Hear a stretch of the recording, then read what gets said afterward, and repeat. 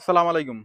আমার মতো যারা হতাশায় আছেন বা জীবনকে আরকি একেবারে হেলায় পণ্য বানিয়ে ফেলছেন, তাদের জন্য এটা একটা গুরুত্বপূর্ণ মেসেজ। এটা মানে আমার সেলফ রিমাইন্ডার অ্যান্ড আপনাদেরও উপকার হবে ইনশাআল্লাহ আশা রাখি।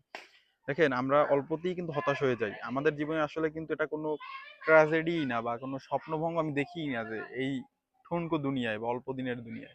রাসূলুল্লাহ সাল্লাল্লাহু আলাইহি ওয়াসাল্লামের জন্মের আগেই তার আব্বাকে সে হারাই ফেলছে। জন্মের ৬ বছর পরে তার মা ইন্তেকাল করছেন। তারপর যার কাছে যে লালিত পালিত হয়েছে তার দাদার কাছে, তার দাদাও মারা গেছে ৮ বছর বয়সে। তারপর এই যে তার একাকিত্ব, কোনো আপন মানুষ নাই। এর থেকে কি কোনো হতাশার কিছু হতে পারে? কিন্তু আল্লাহ রাসূল সাল্লাল্লাহু আলাইহি ওয়াসাল্লাম কি হতাশ হয়েছেন?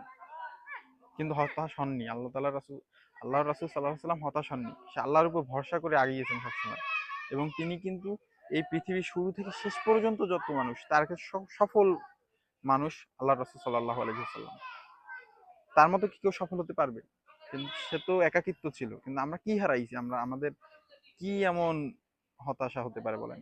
আমাদের সবচেয়ে বড় একটা শিক্ষা রাসূল সাল্লাল্লাহু আলাইহি ওয়াসাল্লামের দিকে আ আ জীবনের উপরে যদি আমরা একটা ভালো ধারণা রাখি সেক্ষেত্রে আমাদের বহুগুণ কষ্ট কমে যাবে। বহুগুণ 100% কষ্ট কমে যাবে ইনশাআল্লাহ।